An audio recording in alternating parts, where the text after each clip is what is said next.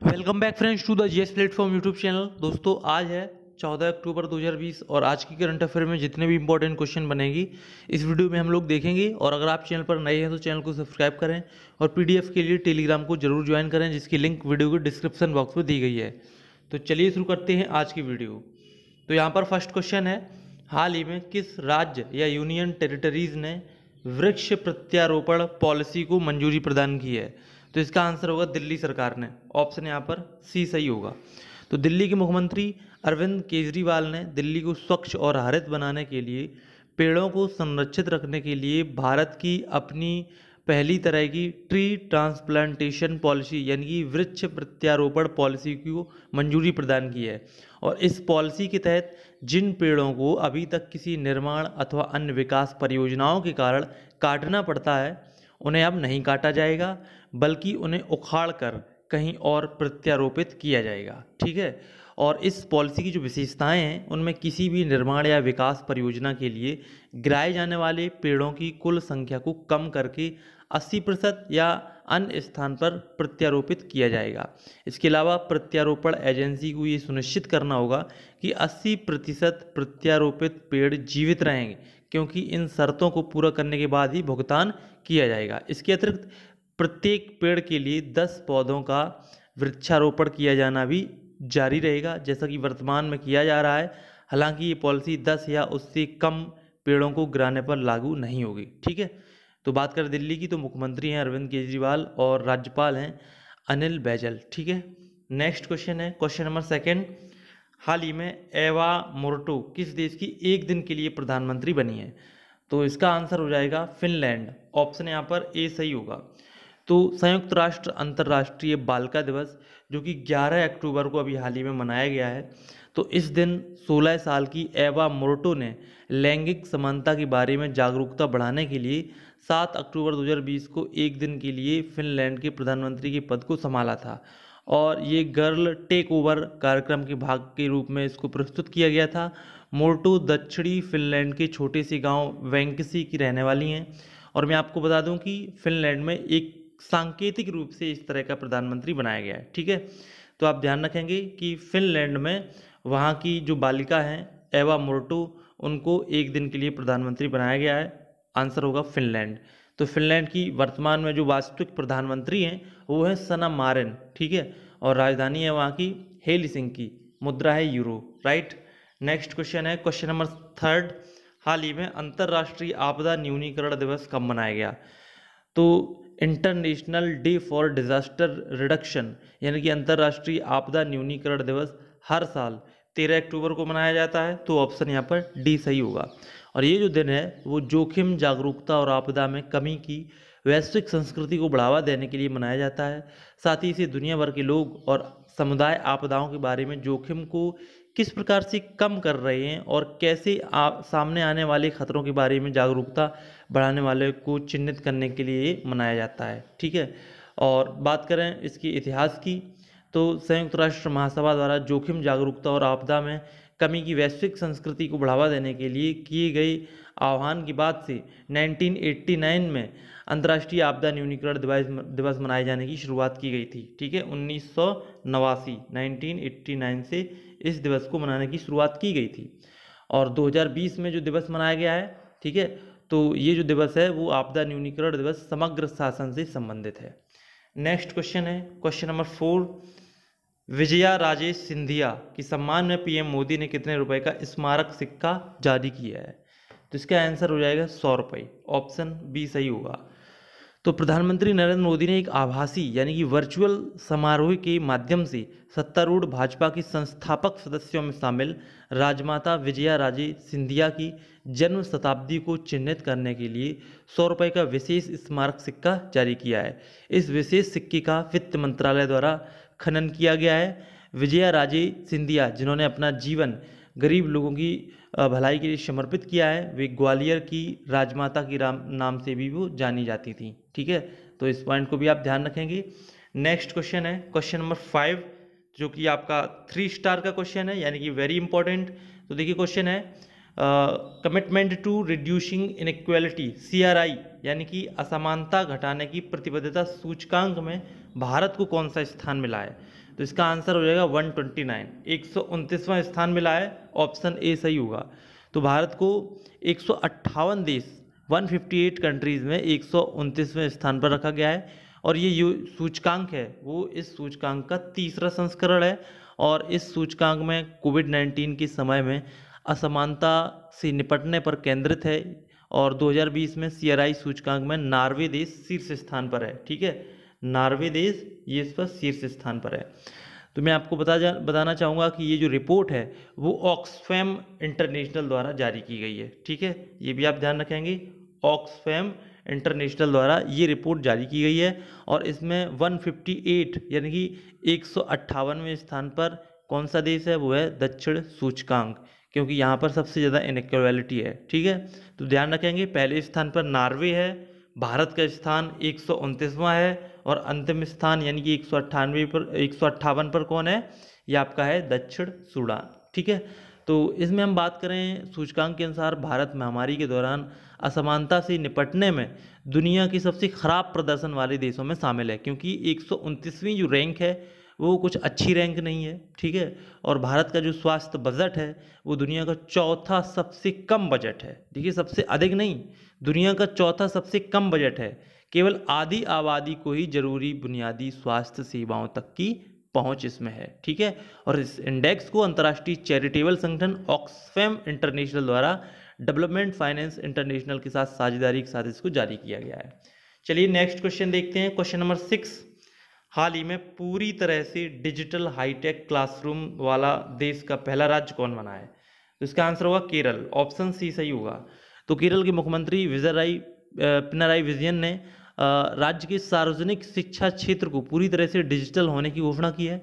इसके बाद केरल देश का पहला ऐसा राज्य बन गया है जिसके सभी पब्लिक स्कूलों की कक्षाएं उन्नत तकनीकों से लैस हैं।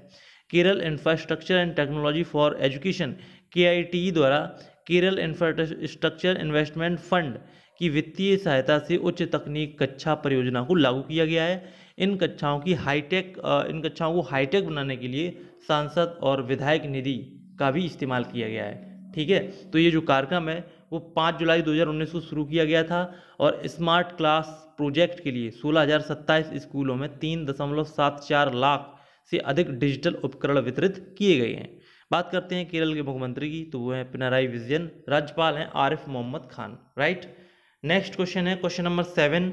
हाल ही में मोबाइल वाटर टेस्टिंग लैब किस राज्य ने लॉन्च की है? तो इसका आंसर होगा हरियाणा, ऑप्शन सी सही होगा।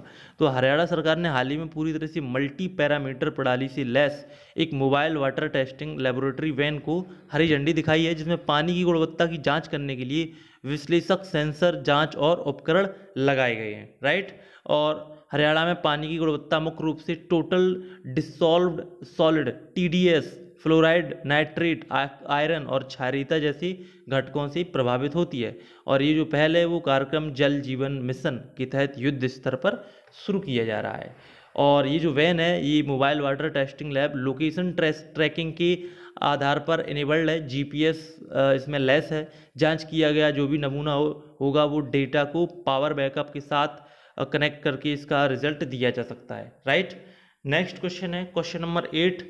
ADB यानी कि एशियन डेवलपमेंट बैंक, एशियाई विकास बैंक ने जल आपूर्ति के लिए किस राज्य के लिए $300 मिलियन के ऋण की मंजूरी प्रदान की है? तो इसका आंसर होगा राजस्थान, ऑप्शन ए सही होगा। तो भारत और एशियाई विकास बैंक, एशियन डेवलपमेंट बैंक ने राजस्थान की 14 द्वितीयक श्रेणी के शहरों में समावेशी और सतत जल आपूर्ति और स्वच्छता संबंधी बुनियादी ढांचे एवं सेवाओं के लिए $300 मिलियन के ऋण समझौते पर हस्ताक्षर किए हैं। इस परियोजना का उद्देश्य परियोजना से लक्षित शहरों में बेहतर गुणवत्ता वाली और अधिक टिकाऊ जल आपूर्ति एवं स्वच्छता संबंधी सेवाएं प्रदान करना है। इस ऋण समझौते पर हस्ताक्षर होने के बाद गरीब और कमजोर वर्ग के लोगों समेत इन कस्बों में जीवन की गुणवत्ता में सुधार होने की पूरी संभावना है। ठीक है, और मैं आपको बता दूं कि इस परियोजना के माध्यम से 2027 ठीक है 2027 तक कम से कम 8 परियोजनाओं वाले शहरों में पानी की आपूर्ति सुधार होने की उम्मीद है। तो बात करते हैं राजस्थान की, तो यहाँ के मुख्यमंत्री हैं अशोक गहलोत, राज्यपाल हैं कलराज मिश्र। एशियाई विकास बैंक की बात करें तो इसके अध्यक्ष हैं मात्सुकु असकावा। इसका मुख्यालय फिलीपींस में और इसकी स्थापना हुई थी 1966 में। ठीक है, नेक्स्ट क्वेश्चन है क्वेश्चन नंबर 9। प्रिंस विलियम ने जलवायु नवाचार को बढ़ावा देने के लिए कौन से पुरस्कार की शुरुआत की है? तो इसका जो राइट आंसर होगा वो होगा अर्थ शॉट प्राइज। ऑप्शन यहाँ पर ए सही हो जाएगा। ठीक है, तो ब्रिटेन के प्रिंस विलियम और प्रकृतिवादी डेविड एटनबरो ने प्रकृति की रक्षा और पुनर्स्थापना को प्रोत्साहित करने के उद्देश्य से अर्थ शॉट प्राइज शुरू करने की घोषणा की है। अर्थ शॉट प्राइज का उद्देश्य परिवर्तन को प्रोत्साहित करना और अगले 10 वर्षों में पृथ्वी की मरम्मत करने में मदद करना है और पर्यावरण की समस्याओं के लिए अभिनव समाधानों को पुरस्कृत करके निराशावाद को आशावाद में बदलना इसका प्रमुख लक्ष्य है। अर्थ शॉट प्राइज की बात करें तो पहली 5 अर्थ शॉट प्राइज प्रकृति की रक्षा और पुनर्स्थापना, स्वच्छ हवा, महासागरों को पुनर्जीवित करना, कचरे की कमी और जलवायु परिवर्तन कैटेगरी के अंतर्गत दिए जाएंगे। यानी कि ये जो कुछ कैटेगरीज हैं इनके तहत इस प्राइज को दिया जाएगा और अगले 10 वर्षों तक प्रत्येक वर्ष 1 मिलियन पाउंड, ठीक है, 1 मिलियन पाउंड की जो धनराशि है इसमें 5 पुरस्कार प्रदान किए जाएंगे। ठीक है, अगले 10 वर्षों में प्रत्येक वर्ष 1 मिलियन पाउंड का जो पुरस्कार है वो दिया जाएगा और इसको अगर डॉलर में कन्वर्ट करें तो 1.3 मिलियन डॉलर की 5 पुरस्कार दिए जाएंगे। ठीक है, चलिए आगे देखते हैं। यहाँ पर क्वेश्चन नंबर 10। किस राज्य सरकार ने किसानों को पीएम किसान योजना से जोड़ने के लिए इंडिया पोस्ट यानी कि भारतीय डाक से साझेदारी की है? इसका जो राइट आंसर है वो है गोवा। ऑप्शन ए सही होगा। तो गोवा सरकार ने 11,000 किसानों को प्रधानमंत्री किसान सम्मान निधि से जोड़ने के लिए भारतीय डाक के साथ साझेदारी की है। भारत में पीएम किसान सम्मान निधि योजना में किसानों को जोड़ने की एक अपनी तरह की अलग पहल है जिसके तहत डाकिया का इस्तेमाल किसानों को लाभ पहुंचाने में किया जाएगा। गोवा के सभी 255 डाकघर और 300 कर्मचारी इस पहल में शामिल होंगे। ठीक है, और प्रधानमंत्री किसान सम्मान निधि की बात करें तो इस योजना के अंतर्गत देश के एक किसान परिवार को 6,000 रुपये प्रतिवर्ष दिए जाते हैं। ठीक है, 6,000 रुपये हर साल किसान के एक परिवार को दिए जाते हैं। हालांकि ये जो रुपये हैं वो किस्तों में दिए जाते हैं। 2,000 रुपये की 3 किस्तें दी जाती हैं और ये वित्तीय सहायता किसानों को कृषि और संबद्ध गतिविधियों और घरेलू जरूरतों को पूरा करने में मदद करती हैं। ठीक है, तो आप ध्यान रखेंगे कि ये जो विशेषताएं हैं वो पीएम किसान सम्मान निधि की हैं। तो इसको क्रियान्वित करने के लिए इंडिया पोस्ट के साथ गोवा ने साझेदारी की है। बात करें गोवा की राजधानी है पणजी, राज्यपाल हैं भगत सिंह कोश्यारी, मुख्यमंत्री हैं प्रमोद सावंत। राइट, तो ये रहा आज की वीडियो की टॉप 10 करंट अफेयर क्वेश्चन जो कि आपने स्टडी किए। आगे देखते हैं यहाँ पर कल की यूज का आंसर। कल आपसे पूछा गया था हाल ही में साहित्य का नोबेल पुरस्कार 2020 किसे प्रदान किया गया है? तो इसका आंसर होगा लुई ग्लूक।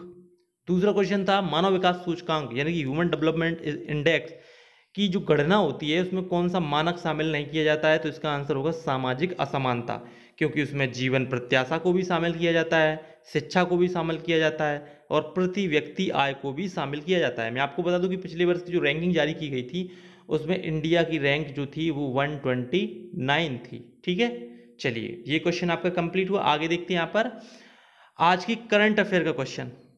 हाल ही में शांति का नोबेल पुरस्कार 2020 किसे प्रदान किया गया है? आपके सामने 4 ऑप्शन दिए गए हैं और इसका जो आंसर है वो कमेंट बॉक्स में अवश्य दीजिएगा। तो ये रहा करंट का क्विज का क्वेश्चन। देखिए इसमें हम क्विज में जो भी क्वेश्चन पूछते हैं वो बहुत ही इंपॉर्टेंट क्वेश्चन ही होते हैं और इस तरह के क्वेश्चन की जो आने की संभावना है वो 100% होती है। आ भी सकता है, निश्चित रूप से आ सकता है। चलिए दूसरा क्वेश्चन देखते हैं। ये है आपका जीएस का क्वेश्चन। निम्न में से ज्वालामुखी क्रिया से निर्मित आंतरिक आकृति कौन नहीं है? ठीक है, यहाँ पर ध्यान रखेंगे कि ज्वालामुखी में जब ज्वालामुखी की घटना होती है तो उसके बाद ज्वालामुखी के मैग्मा या लावा, इन दोनों से ज्वालामुखी स्थलाकृतियों का निर्माण होता है। कुछ स्थलाकृति आंतरिक होती हैं, ठीक है, कुछ स्थलाकृति पृथ्वी के अंदर होती हैं और कुछ स्थलाकृति पृथ्वी के ऊपर यानी कि बाहर होती हैं। तो आपको ये बताना है कि इनमें से कौन सी स्थलाकृति आंतरिक नहीं है, तो आपको बताना है।